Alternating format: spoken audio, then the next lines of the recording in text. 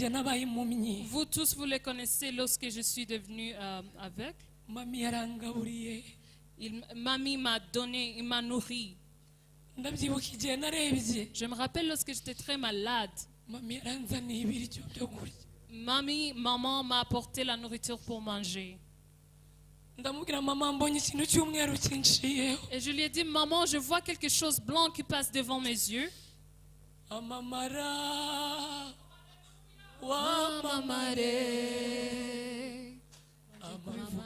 Je vais parler de ça encore. Ne cherchez pas juste la main de Dieu, mais cherchons la bonté de Dieu. La bonté de Dieu va te donner tout ce que tu cherches, mais la main de Dieu va juste te donner. Et après ça, ça va partir de donner à quelqu'un d'autre. Est-ce que ça va toujours rester sur toi? Est-ce que la main de Dieu va toujours rester sur toi? Tu pries et l'autre personne prie, la main de Dieu.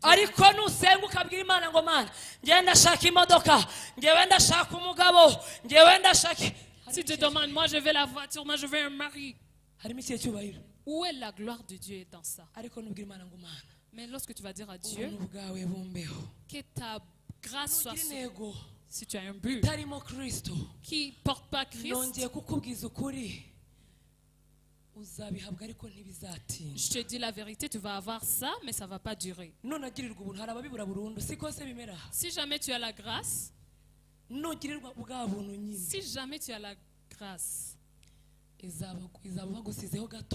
il va te donner ça, mais ça va pas durer. Mais je te dis aujourd'hui, dis au diable, lorsque j'ai prié les prières qui sont remplies d'orgueil, je vais vous dire quelque chose. Les chrétiens aujourd'hui, je vais parler de ça encore. Ne cherchez pas juste la main de Dieu, mais cherchons la bonté de Dieu. La bonté de Dieu va te donner tout ce que tu cherches, mais la main de Dieu va juste te donner. Et après ça, ça va partir de donner à quelqu'un d'autre. Waba wifuza ahantu heza ho kuruhukira ushobora kutugana hano Kicukiro Kagarama iruhande rwa Sport View Hotel. Ni ahantu hari inzu nziza ifite ibyumba bitanu, ifite dushe 3 nini kandi zose zirimo amazi ashyushye ku kigero ubyifuzaho, ikagira salo nini nziza ku bantu mukunda gutekera ahantu heza, ifite igikoni cyiza cyisanzuye kandi kinini, parikingi ishobora kujyamo imodoka zigeze kuri enye, hakaba jaride hanze, hari n'ibaraza mushobora kwicaraho n'inshuti zawe mugasangira ka kofi ku mugoroba. Amamara, amamare, amamara, amamara, amamare, amamara, amamare.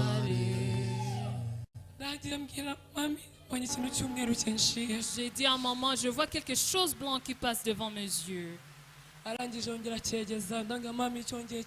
Encore, il lui a fait passer le foufou devant mes yeux. J'ai dit, je vois quelque chose blanc. Est-ce que j'ai dit foufou? J'ai dit juste quelque chose blanc. Ne pensez pas que j'aime beaucoup le foufou, mais je l'aime. La raison pour laquelle que je dis que c'est mes parents, elle m'a demandé, qu'est-ce que tu vas manger, ma fille? Est-ce qu'il voulait me donner la parole de Dieu ou c'est le... Elle a dit, je ne vais pas revenir, mais je vais servir l'Éternel. Je veux dire que si tu as un but et tu mélanges ça avec le péché, Dieu permet que le plan du diable t'atteint. Je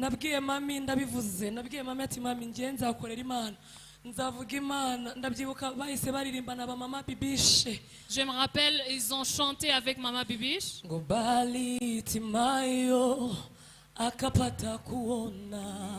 Baltimore a retrouvé sa vie. J'ai pas juste vu le foufou, j'ai mangé ça aussi. Et j'ai eu un but.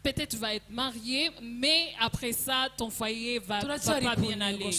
On est toujours dans le but. Est-ce que vous êtes bénis? Montre-moi si vous êtes bénis.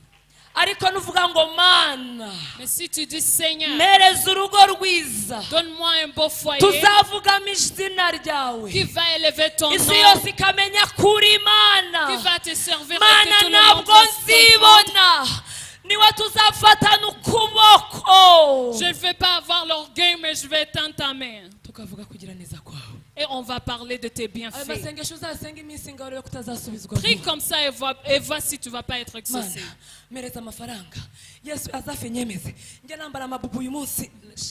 Donne-moi l'argent pour que je puisse impressionner Hazard. Même si tu vas acheter ça, ça ne va pas t'aller. Est-ce que vous ne voyez pas les gens qui portent des choses chères, mais ça ne va pas avec eux?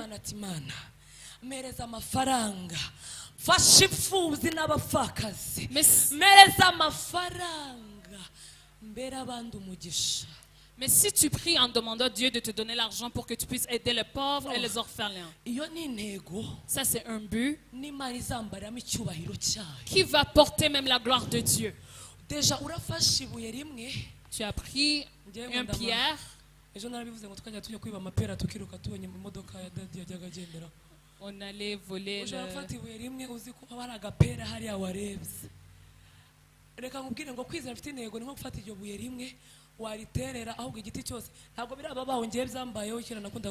Avoir un but, c'est comme prendre un petit pierre et lancer dans un arbre et tous les fruits vont tomber. Et tu vas voir que tous les fruits vont tomber. C'est comme ça que prier avec avoir un but. Lorsqu'il y a la gloire de Dieu, toutes les choses vont être exaucées en même temps.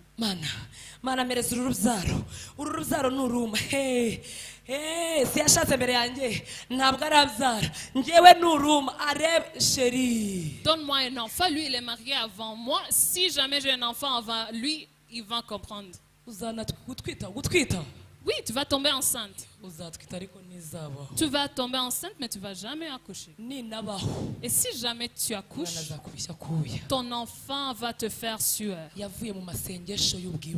Parce que c'est venu parmi les prières qui sont remplies de l'orgueil. Mais c'est ce que Dieu donne, qui ont la but et la foi. Ils sont toujours forts.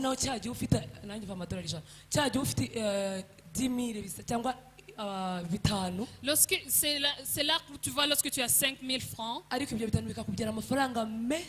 Mais ces 5 000 francs vont permettre que tu aies beaucoup d'argent.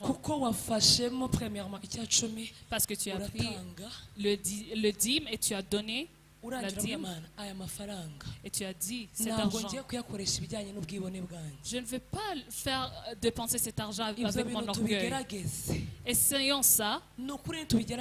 Lorsque nous allons essayer ça, vous allez voir, les gens vont venir ici pour témoigner.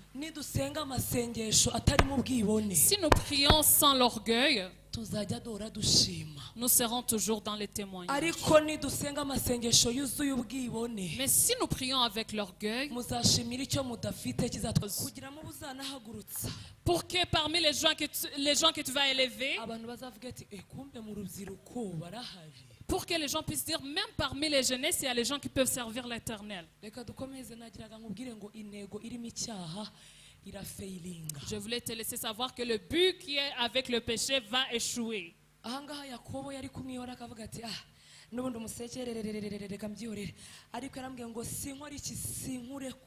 Ici Jacob pouvait lui laisser, mais il a dit, je ne vais pas te laisser partir. Et il lui a répondu, je suis Jacob. Il dit encore, ton nom ne sera plus Jacob, mais tu seras appelé Israël.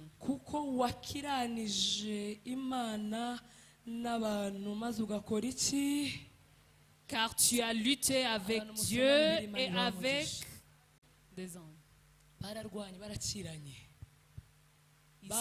Ils ont lutté.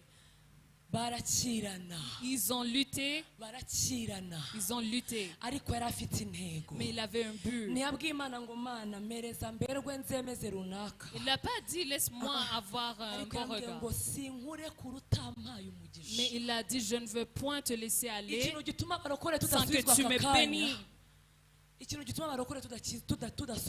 Ce qui nous empêche à avoir nos réponses. Parmi ton but, il y a beaucoup d'orgueil. Ton but est rempli avec un orgueil. Qui tu veux impressionner? Alors que toi qui es assis ici, la même personne qui est assise ici. Là où tu pries pour aller, il y a déjà quelqu'un qui est déjà là. Et tu pries. Honte à toi. Honte à toi si tu pries pour impressionner les gens. Mana mereza umugabo umvundi dada du presente umva babandi bose babone kuri Imana. Donne-moi un mari pour que je sois présenté pour qu'il puisse comprendre que tu es Dieu. Où est Dieu parmi ces genres de choses? Où est Dieu parmi ce genre de choses? Est-ce que vous avez compris Dieu dans ce genre de but?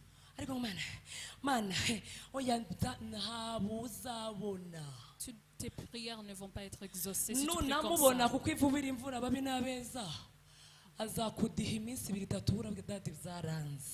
Peut-être tu vas être marié, mais après ça, ton foyer va pas bien aller. On est toujours dans le but.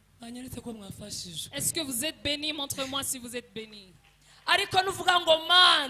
Mais si tu dis Seigneur, donne-moi un beau foyer qui va élever ton nom, qui va te servir et que tout le monde. Je ne vais pas avoir l'orgueil, mais je vais tendre ta main. Et on va parler de tes bienfaits. Prie comme ça et vois si tu ne vas pas être exaucé.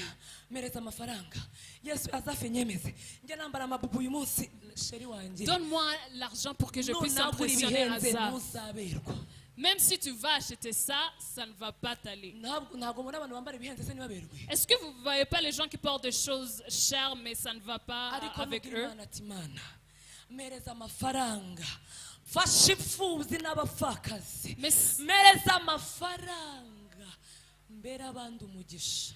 Mais si tu pries en demandant à Dieu de te donner l'argent pour que tu puisses aider les pauvres et les orphelins, ça c'est un but qui va porter même la gloire de Dieu. Tu as pris une pierre. On allait voler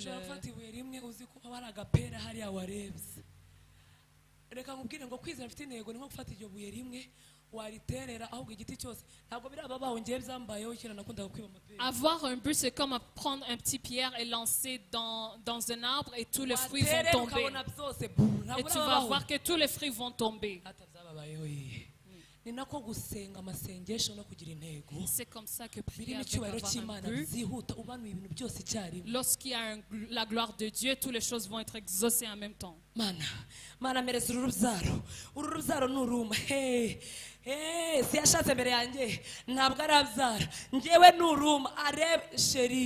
Donne-moi un enfant, lui il est marié avant moi. Si jamais j'ai un enfant avant lui, il va comprendre.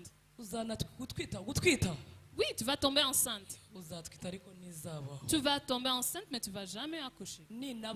Et si jamais tu accouches, ton enfant va te faire sueur. Parce que c'est venu parmi les prières qui sont remplies de l'orgueil. Mais c'est ce que Dieu donne, qui ont la but et la foi. Ils sont toujours forts.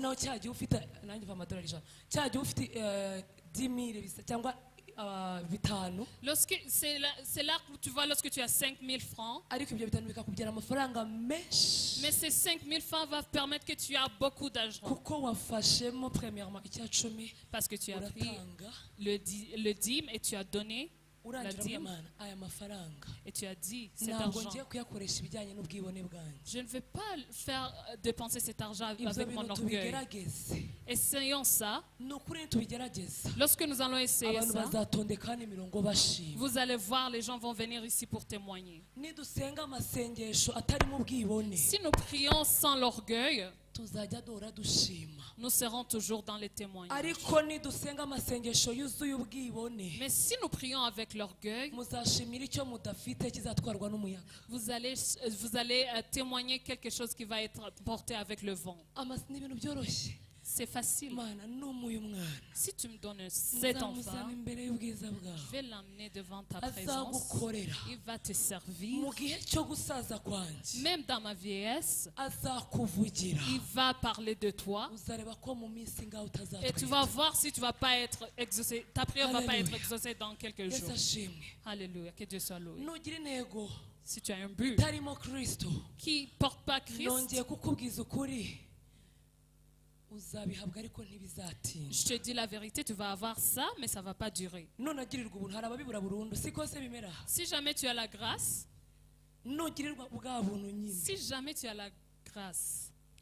il va te donner ça, mais ça va pas durer. Mais je te dis aujourd'hui, dis au diable, lorsque j'ai prié les prières qui sont remplies d'orgueil, je vais vous dire quelque chose. Les chrétiens aujourd'hui, je vais parler de ça encore. Ne cherchez pas juste la main de Dieu,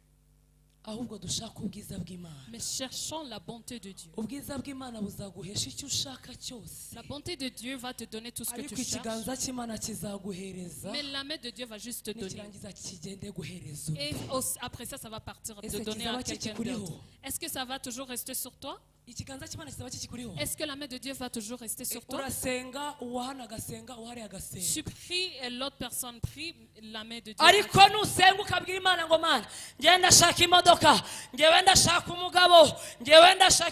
Si tu demandes, moi je veux la voiture, moi je veux un mari, où est la gloire de Dieu dans ça? Mais lorsque tu vas dire à Dieu que ta grâce soit sur moi, que tout ce que tu veux soit accompli. Lorsque tu vas prier, la présence de Dieu va être sur toi, la faveur de Dieu.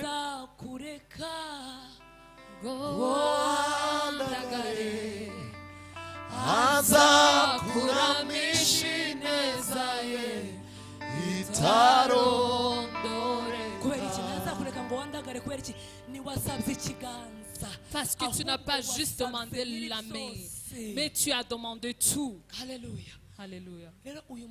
Alors aujourd'hui, toi, fata umwanzuro, fata icyemezo. Tu vas dire que j'ai prié des faux prières pendant longtemps. Il y a un parent qui nous a enseigné le matin. Moi j'ai pris et j'ai appris. J'ai appris et je suis béni.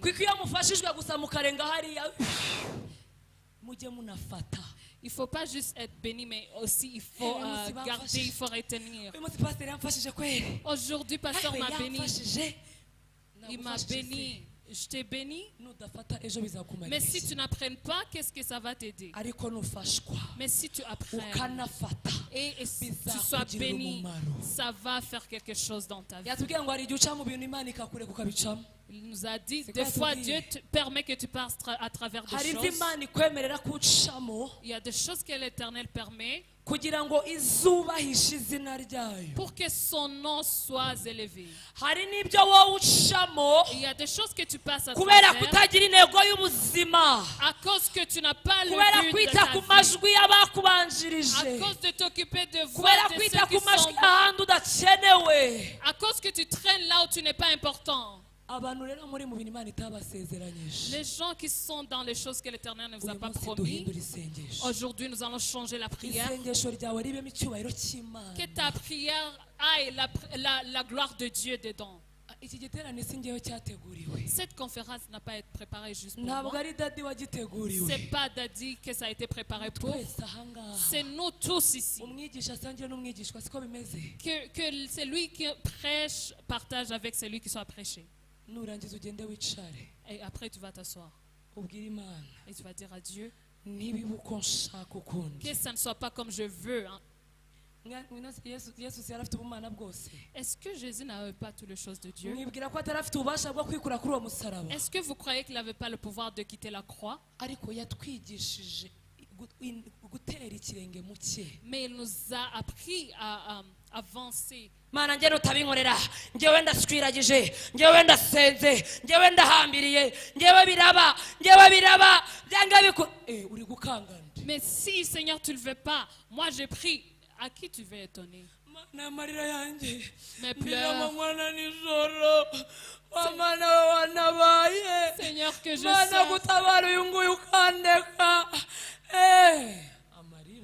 Tes pleurs. Ça ne va pas effrayer Dieu. Ça ne va pas effrayer Dieu. Je suis monté les montagnes. Ça va pas étonner Dieu. C'est quoi la connexion de toi entre Dieu? C'est quoi la relation que vous avez toi entre Dieu? On ne peut pas donner l'anesthésie à Dieu. Vous savez, c'est ce qui tue les chrétiens. Je te montre cette personne, tue-les. Et tu crois que tu peux faire tuer quelqu'un alors que tu n'es pas son père? À celui que tu pries, tu penses que ce n'est pas son père?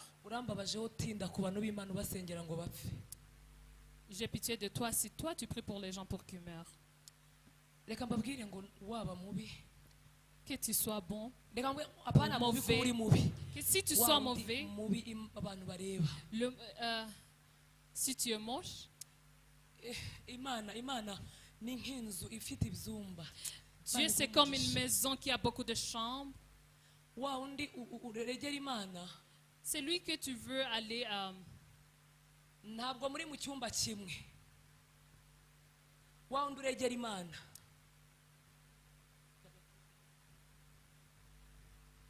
celui que tu accuses à Dieu. Vous êtes dans la même maison même si vous êtes dans les chambres séparées.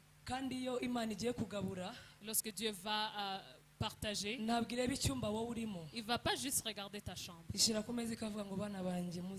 va mettre sur la table, il va dire mes enfants venez manger. Je vais quitter ici. Je vais répéter. C'est lui que tu accuses vers Dieu. C'est lui que tu dis Seigneur les mauvais tu vous êtes dans la même maison. Même si vous n'êtes pas dans les mêmes chambres. Mais lorsque Dieu prépare, il va pas voir lui il aime les frites. Lui il aime la viande. Il va pas regarder lui il aime les foufous. Il va pas regarder lui il aime le riz. Il va mettre sur la table. Nous allons tous partager. Ne traite pas d'en tuer-le. Occupe-toi de tes choses.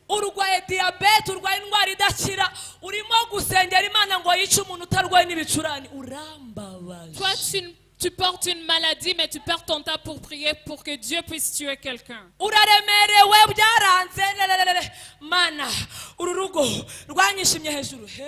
as un fardeau, mais à la place de prier pour ça, tu pries pour que Dieu puisse tuer quelqu'un. Prie pour tes fardeaux d'abord, ils sont plus lourds que ça.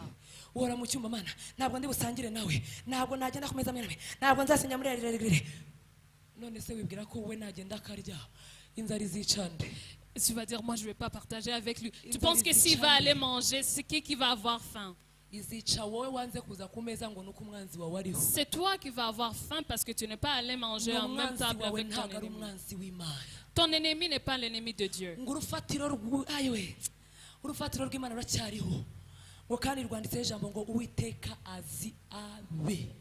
L'Éternel connaît ceux. C'est pas...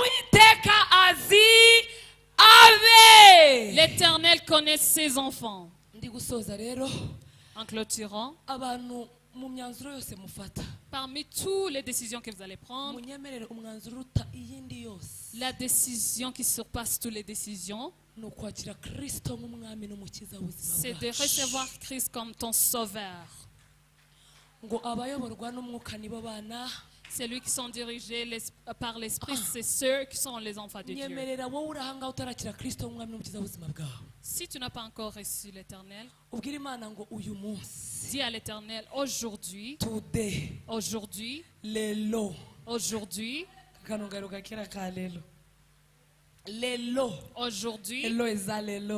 aujourd'hui, ça va être aujourd'hui. Je connais l'Ingala un peu.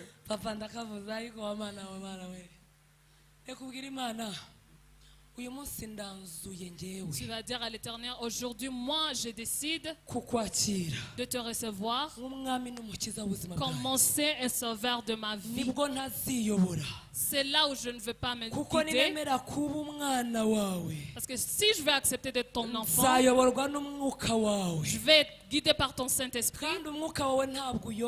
Par ton Saint-Esprit ne peut pas me faire perdre le chemin. Alléluia. Comme je vous ai dit, papa est mon père spirituel et même dans le corps. Moi,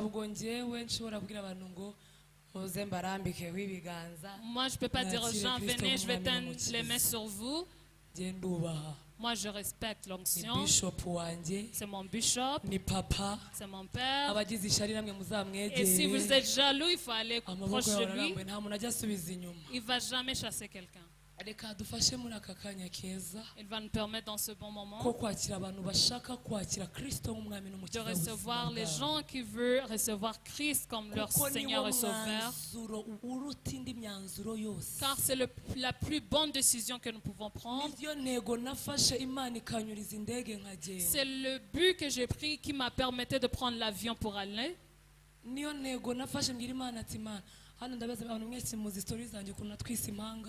Vous savez comment j'ai eu des jumeaux et un est décédé lorsque la grossesse avait 5 mois. Dieu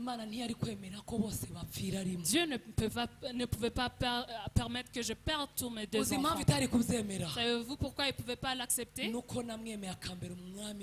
C'est parce que j'ai accepté qu'il soit mon Seigneur et Sauveur. Je vous dis la vérité, s'il allait me donner des jumeaux, je n'allais pas être capable de les élever. Il faut dire la vérité. J'étais toute seule dans le pays du Canada. Comment je pouvais faire avec 2 enfants? Si tu reçois Christ comme ton Seigneur et Sauveur, il va guider tous tes pas.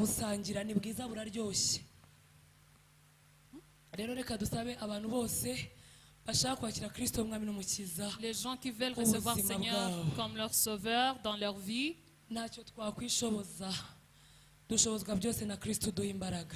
on fait tout par Christ qui nous fortifie. Si tu es là, tu peux tendre ta main, tu peux élever ta main. Si tu veux recevoir Christ comme ton Seigneur et Sauveur, tu peux élever ta main. Ça veut dire que nous tous ici on est sauvés. Nous tous ici on est sauvés. Nous tous ici on est sauvés.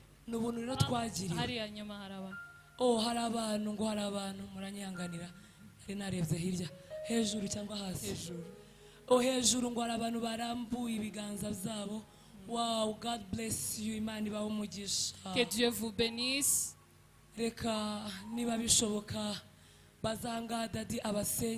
Si vous pouvez venir ici devant, on va prier pour vous. Papa va prier pour vous. Que nous puissions nous mettre debout dans la présence de Dieu. Nous allons donner la gloire à l'Éternel. Je ne sais pas si papa veut qu'il descende ou si il va le laisser. Mais que toute l'église s'élève dans la présence de Dieu. Nous allons recevoir Daddy. Et il va recevoir ces gens pour nous. Shalom, shalom. Shalom. Reka dukomereze amashyi. Yes, hallelujah. Barya bazamo ibiganza nibaze tubasuhuze.